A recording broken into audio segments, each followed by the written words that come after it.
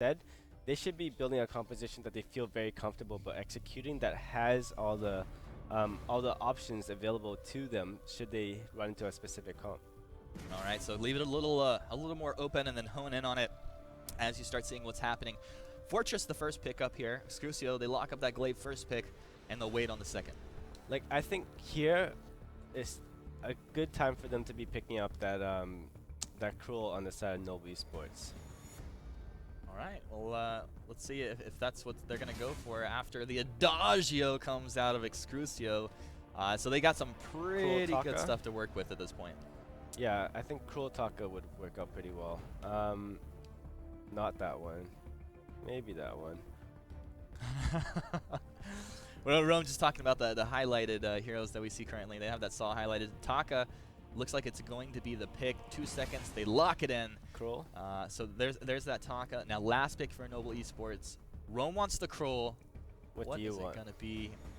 I mean, this is tough. How do you end up playing this compositionally? Like, do you lane your Cruel here? No, I would put Taka up in the lane. Like, Taka works in the lane, not too well. Like, he's not overly dominant like how Glaive or Rona would be should they be in the lane. But Taka gets that movement speed buff every time you get that auto attack off. Yeah, definitely. Well, we got some people that are pretty serious about their lane Cruel as well. But Sky the last pick, and Excrucio round out with Arden here. So as we look at this, do Noble Esports have the tools to take down Excrucio? I think it's going to be very hard just due to the fact that Glaive is a gap closer. And should he be using the afterburn correctly, he could probably two-shot Sky with everything coming out from their team. Yeah, definitely. I feel like this is either going to be a very tough match, as Noble Esports get an advantage early and sustain that, but not one that Excrucio will be like, out against, or Excrucio are going to completely steamroll this game, and it's going to be like dependent on if like Glaive builds very tanky or he builds very all weapon. Yeah. Taka might have a big factor in this game, it might not, but Taka could always concentrate on Adagio, trying to get Adagio out of that picture first. All right, let's see how they play it out, guys. We've loaded into the Halcyon Fold. So let's see. Forecourt Jester, Sona, what do you guys think about this? Well, I think that this actually ended up being pretty crazy because the team swapped sides, but the heroes are all the same and on the same sides, Dr. Sona. Yeah, it's amazing. Like, on my bit of paper I've got in front of me to remind me of what picks and bans were, it just says Scarf ban, Fortress Tucker, Sky, Black Feather ban, Fortress Tucker, Sky. Like, it's exactly the same, and they've just swapped bans on either side. Yeah, Are we going to see double weapon power again? That's the big question. Yeah, well, that's exactly what I'm thinking. Like, both sides have basically swapped their comps, and are they just going to do who did it better? You know, Xenotech in lane with this Sky up against Old School. I mean, that's going to be a little bit rough more for the Sky, but he does start off with that weapon. Now, I start off with the weapon. A lot of people do go into either lanes or jungle early on with that weapon just to help out with their farming, so I'm not going to read too much into it yet. But still, I mean, this could easily just be a rematch of comps just for the other team. Quite possibly, and we do actually see Excrucio already positioning in the lane, trying to see if they could get Xenotech out of position. It's not going to extend too much, but here comes Union. Raisko is going to go very low. LBSco in an awful position, gets killed straight away, and they're going to keep on with the fight here. I've actually lagged out a little bit there, so Forecourt, why don't you take it away? Well, I mean, yeah, they killed the pup, and now they're going to go back to farming. I'm a little curious, you know, that both of them actually went in. We had the basket over the head there of Taka, but then, you know, Fortress is going in, and, well, you don't really want to ever face check into a Glaive, especially when he's going to get buffed out by Old School, and that Vanguard. Like, there was just no way Oresco was going to get out of that one, so let's hope that that blunder is just going to be out of the way, and now it's out of the system, but I definitely would be very cautious trying to do that again. Yeah, I think Excrucio positioned so well for it as well. Like, they expected some early aggression coming out from Noble Esports, and they positioned themselves waiting for them. First, we saw Noble trying to get into the bush, and now, once again, Uni's going to go in. They're going to try and jump onto Old School, but he'll survive just for now. Does manage to keep himself alive. Now, I Love Joseph with the afterburn. Elviesco does get knocked in. Gets the kill onto Old School because of it, but they take down that Fortress as well. I wonder if Reflexes took over from I Love Joseph, because basically that was the right play. You know, keep him in the tower range, but putting him right up against that Adagio does bring us to that 1-1. But that engage was much better. Uni went in, and then, you know, a second or so later, we had the Fortress go into the bush. So we did have that scouting out, and that's definitely a little bit more of a better way to play this. Now, they do trade it out 1-1, a little bit of a misplay from I Love Joseph, but Xenotech, you also notice he's not leaving that mid-range, because if we are going to continue to visit this lane, if we do get that glaive into a good position for the afterburn, then Xenotech's just going to melt. Yeah, he is going to get absolutely destroyed. Old school, building towards that crystal powers, you expect alternating current first item on every Adagio I've ever seen, so have to expect he's going to pick that one up. And now, Ezadox and I Love Joseph will just farm themselves up in the jungle.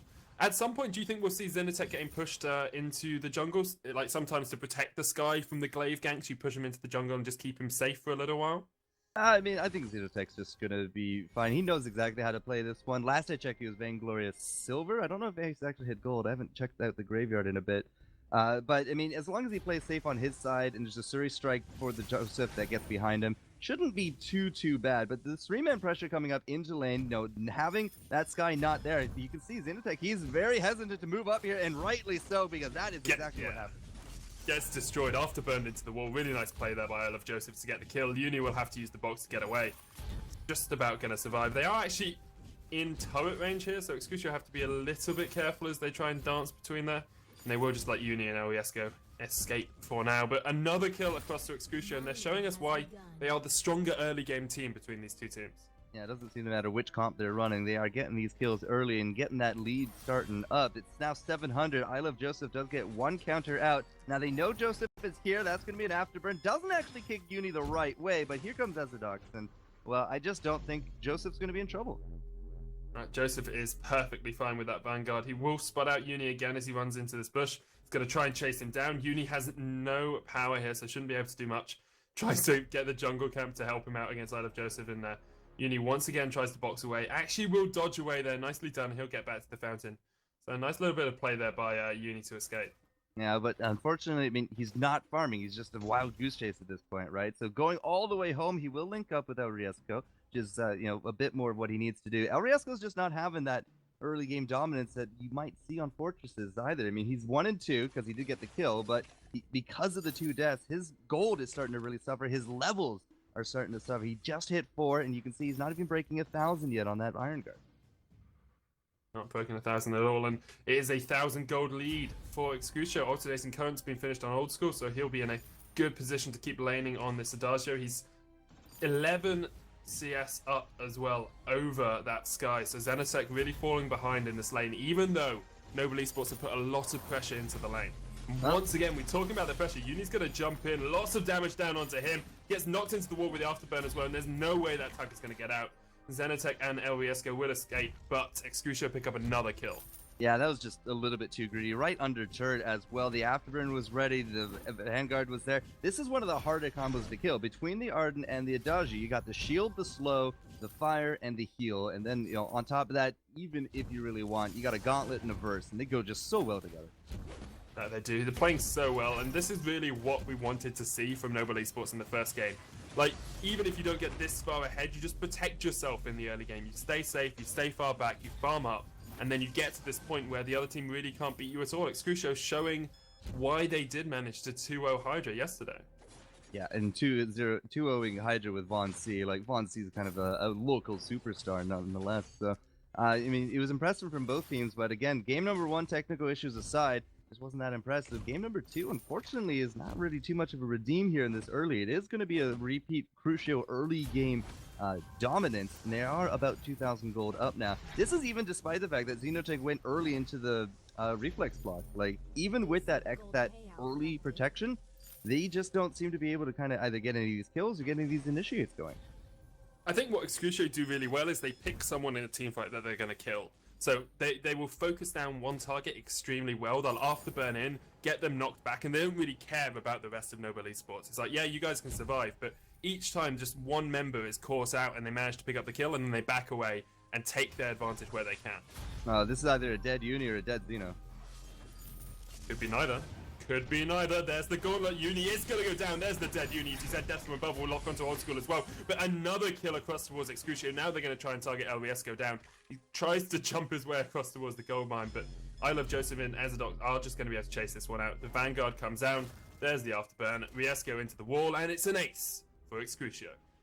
Is it actually an ace? I think Uni came back. Did he come up Okay. just at the... It's a No, technical, okay, it is. technically Yep. not an ace. No, it is. But You're right. It is. It's, an ace. oh, it came up. Yeah, it's an ace. Man. Yeah, It's an ace, just like man. the It's an very ace. last second. You need to survive 1 extra second to deny that ace. Now ace buff minions are pushing in. You can see Old School and Crew, like, they've already healed up. That second turret not looking good. Neither is Uni, man. Like, this is starting to be very reminiscent of Game 1. It is 8 kills to 1 already in favor of Excrucio. They can basically take whatever they want off the map. What I really like them doing here is they could have tried to go for that turret, put some pressure down onto that. Instead, they take away the jungle camps, take away any semblance of farm for Uni on that jungle attacker. He's 0-3 once again, really struggling in this game. Yeah, it still has 41 last hits to his name. You know, if you look at Joseph, 51. But in Xenotech's actually keeping with Old School, just a little bit more behind. But a lot of that gold is just stolen farm and a lot of kills that have kind of gone down. That's separating these two teams a pretty hefty amount. If you look at El Riesco again, I looked at his gold earlier. You know, 1,700 now on that Iron Guard, 2,700 for Ezidox. Look at the difference in the items there as well. I mean, we're about on the verge of a Warhorn, and we are just nowhere even close at this point for El Riesco.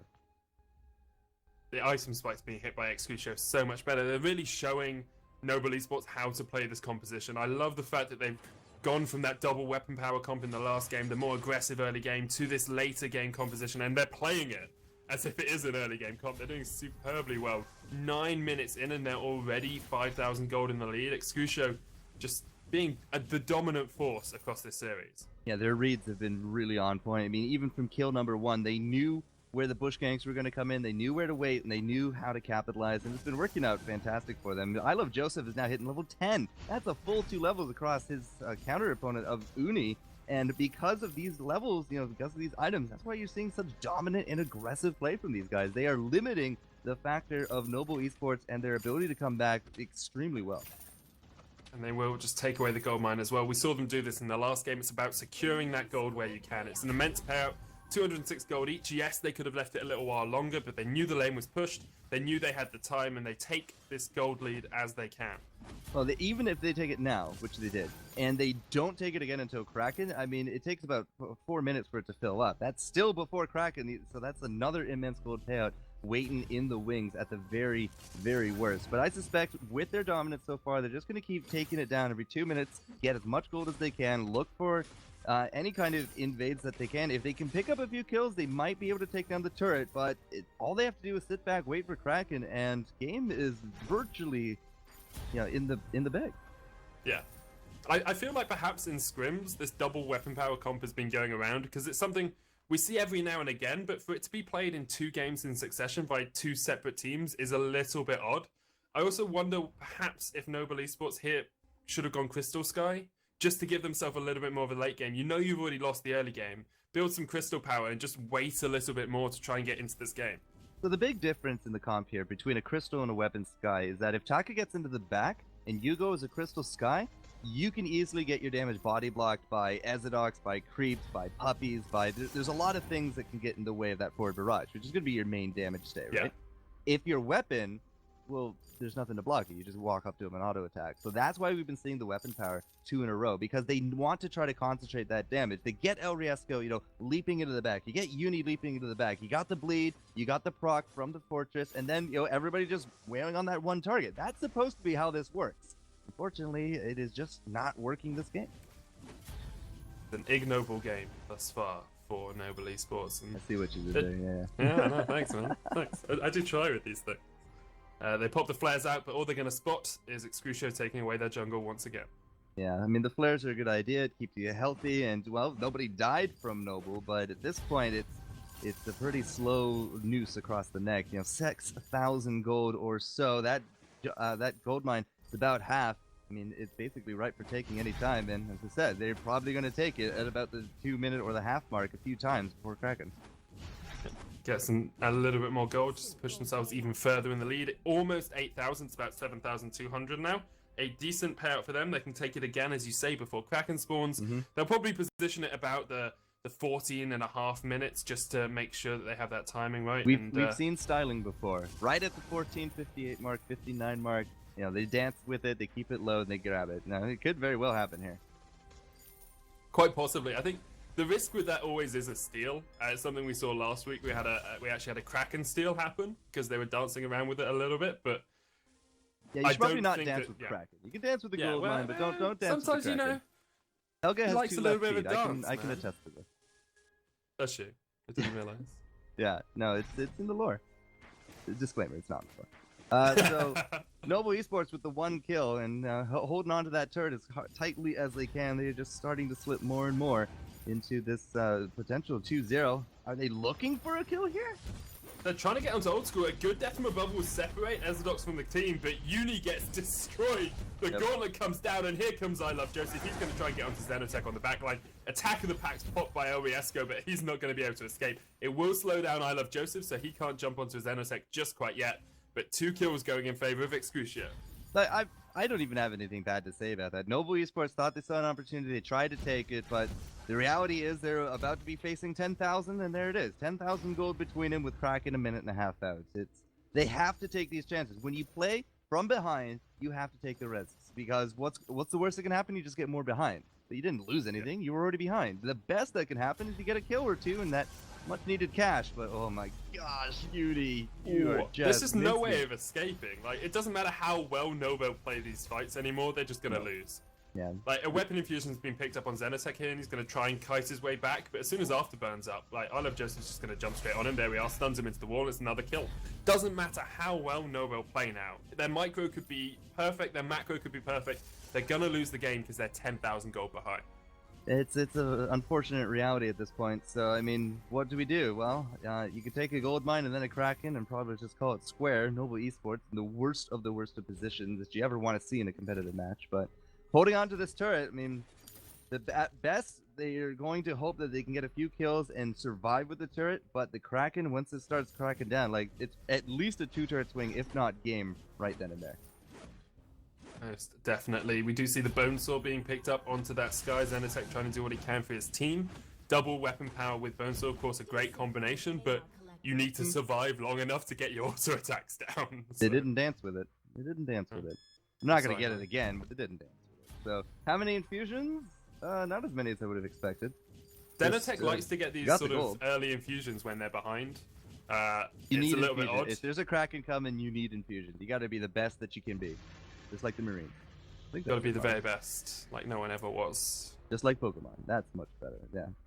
Look at the gold between just even the supports. That's what I always look at. I always look at the state of the supports. If I tune into a game, I don't look at gold, I don't look at cash. Or kills. I look at the state of the supports. And 2,000 gold just from Iron Guard says that Ezredox is miles ahead. And that's how I always come into this one. So, unfortunately, there's the Kraken Sona, and looking grim for Noble Esports. It is. It is. And Kraken's going to stomp her 2 left feet all over the turrets of Noble Esports. Of course, they have the opportunity to defend here. Perhaps we'll see Excrucio overextend with this Kraken, try and take too much. But the way they've been playing thus far, I really don't think that's a possibility. Excrucio have been superb at just picking out their objectives, picking out their moments, and playing very well thus far in this series. Now I'm going to be very excited to see who they actually go up against in the finals, because TSM versus Halcyon Hammer's Velocity, that's the that's the winter finals right then and there. Yeah, it's a huge match. Yeah, man. And I think TSM have to send a message as well, because we just saw Secret win in the EU finals. Oh, Eliesco's going to get taken down, Corn gets popped as well. They're going to try and dive the turret, so it should be an easy first turret for them. Vayne turret goes down. Going to go for the second one as well. They're kind of a big deal. If you haven't heard already, Excrucio are going to take the second game of this series and go into the finals of the NA Spring Split second qualifier game. Going to be gorgeous play by them. As you say, just great to watch. So the only kill that happened against Excrucio was when I Love Joseph knocked that early game gank from Fortress into the Adagio to get that last hit. And that was the only kill they got. No turrets. No other kills, everyone going zeros except Old School, and again, you could thank Joseph for it. And, Uni, just back-to-back, bad luck. Yeah. 1,800 gold game 1, 2,200 here in game 2, and that's just heartbreaking. Like, there's no other way to say it. So, Noble Esports, they're not done for the day. They are going to slink down into the 3rd place match to see if they can at least take home bronze. But we do have to figure out who their opponents are going to be, and that is going to be between TSM and Halcyon Esports or Hammers Esports Velocity, and I believe that is coming up next, Sona. Yeah, it's gonna be great. As I was saying, like TSM really need to send out a message to the worldwide Vainglory community, because Team Secret, who they're playing in a couple of weeks in the sort of mid-season invitational, they just won the EU second qualifier. So it's going to be really interesting to see if TSM step up their game and play as well as they can do against Velocity. And just like the VIPO, international play goes a long way to defining a lot of meta, the establishments, and of course everyone loves a good grudge match. And he's better, Korea's better, he's better. So it always answers those questions as well. But we're gonna figure out who is gonna be first place, and that means we have to get through the rest of the game. So without further ado, back to the lair as we're setting up for our second semis. Indeed, we are getting ready for that next matchup, but right there, Noble Esports falling to Excrucio 2-0, and what a tough tournament of events. You know, Excrucio, they take everything, they leave nothing behind. I mean, I feel like these guys would take the shirt off your back if they could. They wouldn't do that. No? No. These guys, there is no mercy out of this team. No, they actually, like, you know, once they get rolling, they leave no room for the opponents to actually try and make plans. It's just